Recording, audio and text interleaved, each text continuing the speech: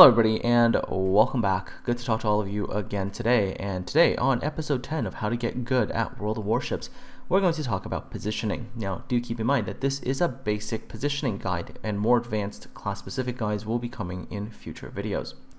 Now there is one little side note to talk about. If you are a sub 48% win rate player, I strongly recommend that you master game mechanics first.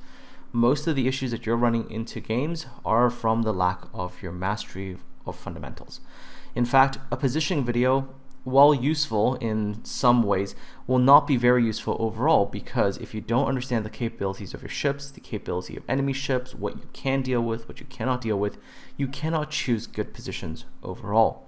So please go ahead and recheck the first 9 episodes and really make sure you nail those things first. Alright, so how do we sum up World of Warships random battles? And this includes standard and domination, although we're temporarily excluding Epicenter for at least a little bit because there is a sort of weirdness with Epicenter. So typically at the start of the game you choose one flank to go on. You either go towards the left-hand flank or the right-hand flank. And these two flanks can be categorized either as a pushing flank or a holding flank. Now the side that holds a flank and then successfully is able to push through on the other flank will win the absolute majority of games, and the reason for this is crossfire. If you get crossfired, you will die. That is the very simple truth. It doesn't matter what ship class you're in. If you get caught broadside and you cannot move, you make for very easy pickings for the other team. This means that on the large majority of A, B, C cap maps, so that's like the large majority of the domination maps in the game, if you are spawning on the A side, go A. If you spawn on the C side, go C. You don't go AB and you don't go BC. Now, first of all, the reason you don't do that is because if you go AB, then you give the C side flank a free crossfire onto you. As long as their other side's A side can hold, then whatever ships go down the C side, immediate crossfire if you're in B. The same is true if you go BC, their A side will have free crossfire. So don't do that, all right? Because if you're giving the team a free flank, you're going to lose the game. The only ships that should, at the beginning of a game, go towards the B cap, and this is super limited in terms of scenarios, multi-DD games, no carriers, and the destroyer that decides to go towards the cap in the middle has absolute spotting advantage, or at least is on par in terms of the stealthiest ship in the game. Then they can try for the C cap to try to maybe grab their team an early advantage, but pretty much they're going there by themselves. You're not really going to be sending too many ships into the middle because then you're taking away resources from your two flanks. The majority of game actions actually stem from the need to either hold the flank or to push a flank, and you will see this in many different examples. What I'm going to do today in this video is show you a couple of game examples and sort of explain to you what to do in certain different kinds of scenarios. That's like the best thing I can do, really. And hopefully it shows you a good enough idea as to how to play your games. So here we go. We're looking at a couple of sample battles, and again, hopefully by the end of all these samples, you'll have a, let's say, a pattern emerge, right? So obviously, there's going to be specific differences with regards to ships. Obviously, different ships have different capabilities, and this is why understanding the fundamental mechanics is so important. Let's say you are, not very good at this game and you're playing more like this Sovietsky Soyuz on the enemy team, then, all the positioning guides in the world aren't going to really do you much good because you're not really grasping the fundamental aspects of the game in terms of what allows you to be safe, what allows you to do damage, what allows you to not do damage, when do you have to redo your positioning, etc, etc, etc. Anyways, you can see the initial push was to the south by our team. Enemy team kind of went there, but they lost their biggest tier 9 battleship. They also lost a destroyer who was basically isolated on cap by themselves. So looking at what was remaining on the enemy team to the sort of southern area, they're probably going to get overwhelmed by our forces that are heading that direction. However, the enemy team is making a pretty large scale, shall we say, push to the north. So I do turn around to try to stem that flow a little bit. Why? I want to stall them. I want to give my team time to clear out the southern flank, allow them to push up on the far side, and then basically we'll create a nice wide area of fire that the enemy team will basically have to try to deal with, and it's not going to be that much fun for them. Obviously, I understand my own limitations. I am in a Jean Bart. Yes, I'm top tier, but hey, don't have the world's greatest armor, all around 32. So hey, a lot of HE spam I could go down. So staying mobile, lots of turning in, kiting away, turning in, kiting away, right? Staying mobile, but always trying to keep my guns, relatively speaking, in the fight. Eventually, you'll see that now we've cleared off the other flank to the south east over there, where initially they were coming in with the Sovietsky Soyuz, whatever. We've cleared up over there. Now you can see that we've got this huge flank that we've covered from left side to right side. Enemy team is now all basically in one cap. This is going to allow us now to come in from pretty much all directions, getting in these beautiful shots that they're going to struggle to really try to find protection against. I'm going to go straight to the middle now because this is going to allow me to really go get damage, because by now the game is mostly decided. Enemy team really, unless they can kill a bunch more of us, which they unlikely are because they're outnumbered, is probably going to fold soon. So right now it's just more getting damage, putting myself in the best possible positions to do that.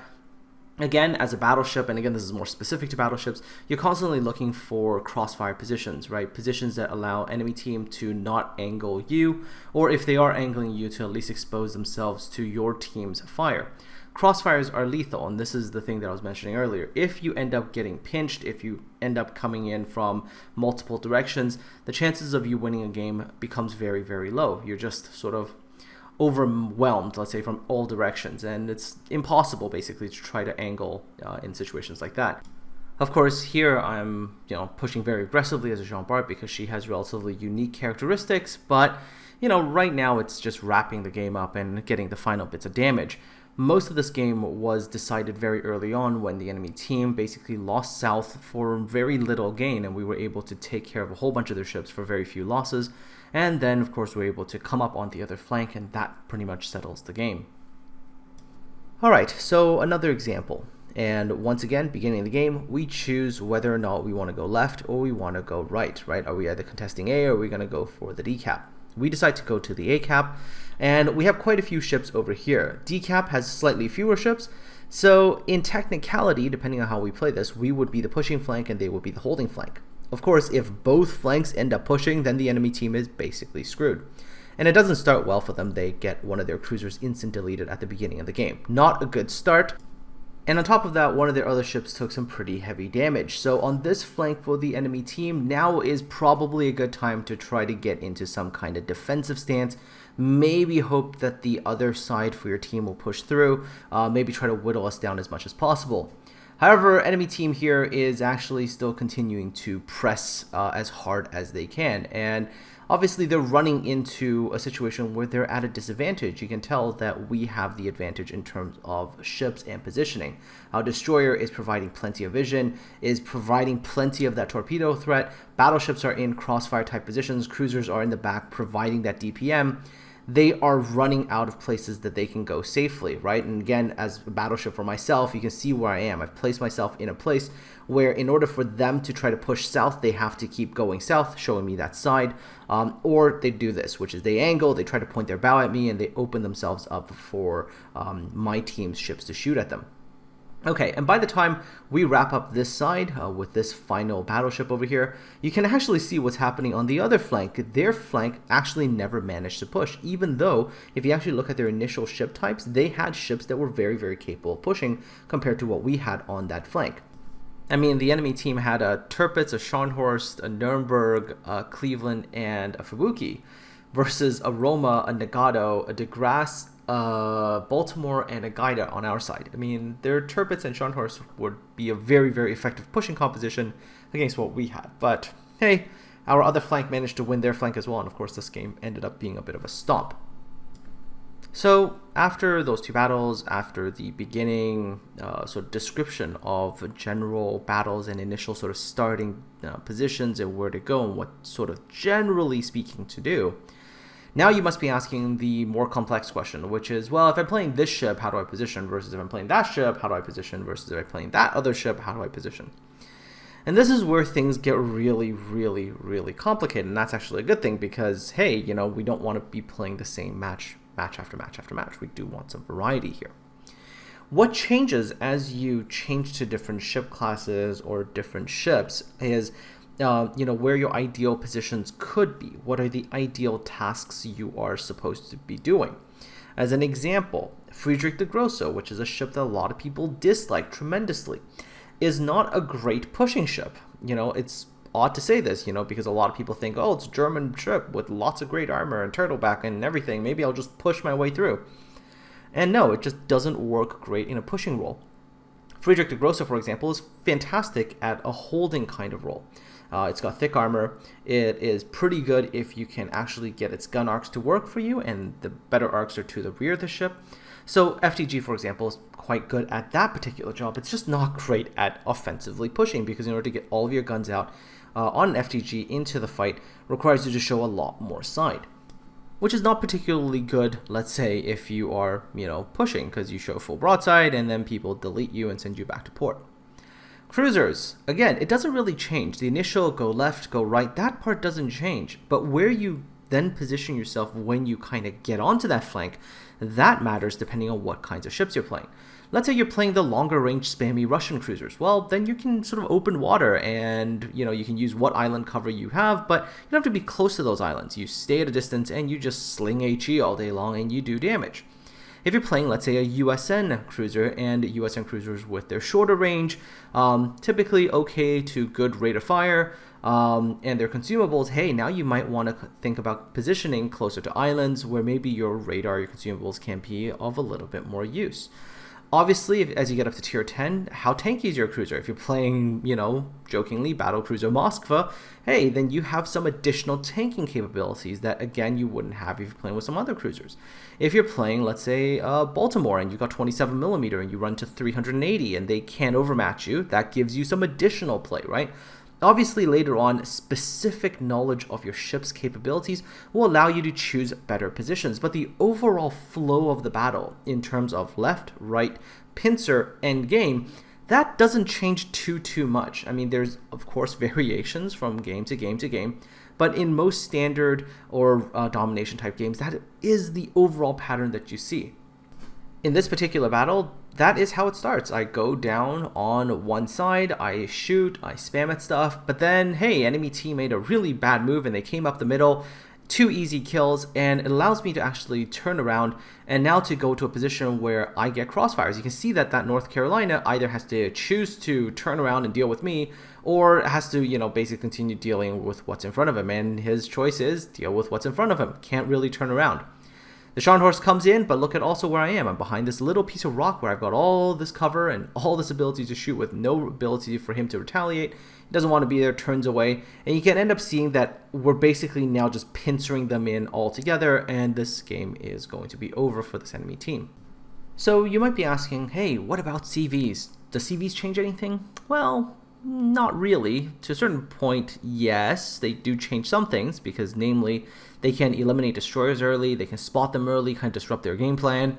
They can change a flank from originally a holding flank to a pushing flank, converting the enemy pushing flank to a holding flank. That is what a CV can do. But in terms of the overall game, no, it's still going to be a left and a right, and then convergence eventually for the win. But Chase, you say, this game cannot possibly be a simple left and right. It cannot be so simple. This game is a lot more complex than that. Yeah, it actually is, and where the complexity actually comes from is not the initial large-scale movement. It becomes the individual smaller decisions you make afterwards, and that is dictated on your awareness, and it's dictated on you knowing the capabilities of your ship. So let's use, as an example, this particular battle right now. So I'm playing a Lenin, tier 8 Russian battleship. It is one of the very, very durable battleships in the game. Another thing about the Russian battleships is as the range gets shorter, their dispersion improves. Now, the Lenin is very, very similar to, in terms of the layout of her armament, to another ship in the game. That is a Nelson. Now, obviously, I'm not saying the Lenin and the Nelson are the same. They're not. They're vastly different in terms of capabilities, but it's a very, very good way to illustrate the example. So in this particular battle, you'll notice that we have a bit of a lemming going on. Majority of the team has now just gone north and is pushing the north. And we don't have a lot of ships going south. In fact, the only ship we have going south, which is a tier 8 British cruiser, is basically not playing particularly smart. I think he is going to go down there and get himself deleted like in record time. So as we're over here and we're pushing the side, I'm looking at the minimap and I'm like, okay, things are not looking particularly good. I need to find an opportunity now to turn around and maybe go towards that south direction to try to stem that flow of enemy ships pushing up. The only reason as a Lenin I'm choosing to do this is because I know that in a situation where I'm able to point my bow towards enemy battleships that are pushing, because the majority of those ships coming from the south are battleships, I'm going to be relatively safe. However, that's because I'm a tier 8 Lenin and I have 32 millimeters of bow armor. I can't get overmatched by the battleships there to the south, so I'm quite confident in turning back around to try to stem that flow. But you will notice that where I will end up going is actually pulling out quite far to the flank. And the reason I'm going to do this is, one, I'm going to try to create a crossfire situation for the battleships on my team who are more towards the middle now and are probably going to be staying there. And two, it's going to prevent any enemy battleship from coming up on the flank. If they come up on the flank, even a single tier 8 battleship can absolutely devastate a bunch of stationary side-on battleships. So, for example, if you pay attention to where the Vladivostok ends up being position-wise, if I let the NC get on the side, that NC is going to be able to hurt our Vladivostok as well. So for me, I go quite far out, and I'm going to eventually point my bow towards this North Carolina, and I'm going to tank him. So why do I even bother talking about the Nelson at the beginning? Well, assuming that in this kind of battle, I wasn't playing a Lenin, and I was playing a Nelson. If I was playing a Nelson, I absolutely 100% would not have turned around to deal with this side at all, because there's very little way for a Nelson to try to tank a North Carolina. An NC will look at me, point his guns at me, and be able to do devastating amounts of damage to me purely because of overmatch. Nelson just doesn't have the armor at all. So if I was playing a Nelson, what I would be doing is I would be trying to help my team push out the other side as quickly as possible so we don't get pincered in here. But I was going to obviously be hoping that someone on my team, a more capable battleship, would turn around to deal with this. But as a Lenin, you can see, I don't mind. I can sit here for a very long period of time, angle correctly, and there is very little these ships can do to me. Yes, the cruiser could have probably come over and maybe torpedoed me, but he's got to actually get in range. And in order for him to get in range, he's got to enter the crossfire of myself and of Vladivostok. He has to choose which one he wants to angle, and it's not a good choice to make because both of us can hurt him quite badly. NC also decided to nope out of there, and now this side is far more secure. So at a certain point in time, I'm actually going to start, there we go, accelerating again, going the other way, because now I'm going to turn this flank, which I was holding, into a pushing flank, because what I'm going to eventually do is swing in, cut through the middle, and then create a flank for myself. NC still decided to try his luck, not really working here. His HP is way too low, and you can see his return fire just doesn't really do much to me. Lenin is a very, very, very durable battleship. Not something I would try in a Nelson. So what does this illustrate? Why am I even talking about this battle? Because this is the battle where you start to say, all right, in order for you to position well and position correctly and know how to position, you also have to know the capabilities of your ships. And of course, the capabilities of enemy ships. And this is where the complexity in terms of positioning begins. It is very easy to say it's a left-right decision. It's a lot harder when you get down to specific ship choices. This is why, obviously, a more advanced positioning guide covering specific classes or tech tree lines or whatever will have to come but later, because again, that's a much, much more in-depth video than this one is. This one hopefully gives you a basic understanding at the beginning of the battle where to go, not just AB or BC, and in those kinds of situations, honestly, your chances of winning the game kind of decreases dramatically, right? What else? Try to pick things that your ship is good at, right? And that really comes down to sort of ship capabilities. Obviously, if you are, let's say, a USN cruiser where you need a lot of island cover, don't go to the flank that has no island cover. Of course, you do have to be aware that sometimes it's not practical to go to the other flank. You can't be in a situation where, okay, all the cover is to the north, but I spawn all the way south. I'm going to go across the entire map in order to get up there, because you're not really going to be getting there in good time. So in that situation, stay, sort of the direction that you spawn, but now try to make the most out of your position. So whether that is kiting aggressively on the open ocean, using your concealment to the max advantage, doing those kind of things to keep yourself in the game and keep your DPM and your guns in that fight, right? Those are decisions you have to make. And finally, we go to Epicenter. And Epicenter is a bit of a battle mode that, the conventional wisdom doesn't always apply, because your team doesn't always do the things that they're supposed to. In this particular game, we have two destroyers, Friesland and a very, very stealthy Japanese destroyer in the form of a Kagero. Now, I want you to pay attention to where the Kagero ends up for the majority of this game. Hint, pretty much nowhere near the cap. And so we have a very tough situation because the enemy makes a very, very hard initial push onto the center of the cap, and they get to stay there because they put a lot of their ships there. And at a certain point in time, in desperation, as a battleship, in my case, as a Kremlin, I had to go and shove myself onto the cap. Not particularly the thing I want to do as a Kremlin. Battleships generally in Epicenter, you're not always charging into the middle until more sort of later game situations, but in this kind of situation, no choice. If I don't do that, we lose the game. So tally-ho, chaps, onto the cap we go. Now, again, not a typical thing you'd want to do as a battleship going to the middle cap on Epicenter, especially in the early stages of the game. Now, late game, when there's very, very few ships remaining, if you have to, you can, but typically the middle area is kind of the domain of destroyers, you know, and the second ring is a little bit of a domain for some radar cruisers with good concealment, if they can get there to just sort of lend their radar support. But generally, it's a very destroyer-oriented gameplay in the central areas. And as you can see, our destroyers don't really get on there. And so as the destroyers don't really get on there to contest that, at a certain point, desperation sets in because we ended up being down something like 300 to like 800 points, and there's no choice. You had to go. Eventually, I think our team does manage to kind of wrap up on flanks. I think it was the left side flank that we successfully push out on. And the right side flank doesn't do too badly, but, you know, like I said, at a certain point, desperation sets in and I push on. Epicenter is a bit of a weird one. Doesn't always follow the rules, doesn't always follow, I'd say, the perfect flow of a battle. It does have a lot to do with the way your destroyers play, maybe even a little bit too much so. There are Epicenter games where you can say by like 5 minutes in, the game's already lost. And it happens on that mode a lot. And so, you know, obviously, if you're playing Epicenter, don't be discouraged if it happens. It is just kind of the nature of the beast that is Epicenter. But luckily, you don't see Epicenter all that much. Far more of the games are domination and standard. So more of the general positioning stuff that we've been talking about so far will apply, where with Epicenter, you know, I guess almost you can think about it like this way: destroyers in the middle, and then sort of like battleships in the outer ring area, and then cruisers, depending on what kinds of cruisers you are, depending on what kind of cover's available, you're either closer in towards the cap or you're further away providing fire support, generally something like that. But yeah, Epicenter is a bit of a weird one. It just is. It's the nature of this particular type of mode and map.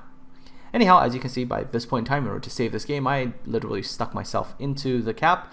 Kind of a crazy thing to do because you can see the threat from destroyers, right? So many torpedoes as a battleship, you generally don't want to get on there, but had to, and this does allow us to come back. You know, we slow their point gain, we stop it, and then we recover the rest of the way. All right, and so this battle ends up being a win as well.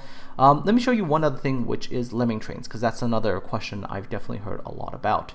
So if it's a situation like earlier when I'm playing my Lenin game and, you know, I've ended up as being part of my team's lemming train, well, then you pay attention. Is the enemy team successfully holding you off on one side and pushing up the other, in which case they're threatening a pincer, in which case you might want to turn around and block them off from coming up on the other side. If your team is just absolutely melting everything the enemy team has in front of them and you're just successfully going very easily through and you're just pushing past through everything, then just keep going, because it'll just end up being a sort of a merry-go-round situation. Your team going around one way, their team coming up the other way, and then it's just a giant circle, and you keep shooting at each other until one side wins. There you go. The other way to deal with that, of course, is, you know, assuming the initial push is also very successful and whatnot, you can also have one group of ships sort of detach, try to block them off, and then you guys pincer around the other side and create the same sort of pincer maneuver. Or in this particular case where, you know, I'm on the receiving end of the enemy lemming, and this is how you defend against it, is you basically know, again, your capabilities of your ship. If you're a DPM cruiser, you want to get in a situation where your maximum DPM can be used. If you're in my situation, which is I'm playing a Nezumo, which is a very durable battleship, I'm going to seek hard cover on one side, put myself next to an island where I can bring my guns to bear, and basically just be this immovable thing that they have to get through if they want to push here, which with all their ships, they're not going to do very well. By the way, pay close attention to what happens when our other flank actually manages to push into them. You can immediately see the consequences for their team because they're in trouble. As soon as we have a couple of other ships come in from the side, what are they going to do? They're going to angle us, or are they going to angle them? Are they going to go deal with them, or are they going to deal with us? Because based on our position, we're in a place where if they start to react to the other side and they, commit forces the other way, we just push in right here, and we're going to be a major threat as well. So you can see how this game will shift very quickly. Their team is just, I don't know, they're just lost now. They don't know where to go. They can't push through past us, and they can't go immediately and just all turn around and deal with the other side, because in order to do that, they have to cross through a bunch of our ships that are going to be able to fire at their sides. And this is really the ultimate goal in World of Warships, in random battles, is you want to get into a situation where you're able to set up this wide arc of fire coming from every direction. Enemy team just cannot deal with everything coming from every single direction possible, and they will lose the game. And this is basically the, sort of final thing you want to do in every game. It'll increase your win rate if you can do this successfully. Of course, obviously, with random teammates, it's a little harder. With division teammates, you can react to things a little bit better, plan a little bit better, so you might be able to pull off this more frequently. But again, if you just pay attention to your own team's positioning, like I said, in most domination or standard games, people do end up on the sides, then try to position your ships to the best possible way to exploit the various arcs of fire or terrain or whatever to your advantage, and sort of contributing as much damage and kills as you can. Anyways, I hope this basics video has been useful to all of you. Do keep in mind that for the more advanced, more specific kind of tactics or whatever, I'll have that in future videos. But at least this is a good start, I hope. If you have any questions, of course, leave those in the comment section below. Aside from all that, take care of yourselves, be good, be safe, love you all, and I'll talk to all of you again soon.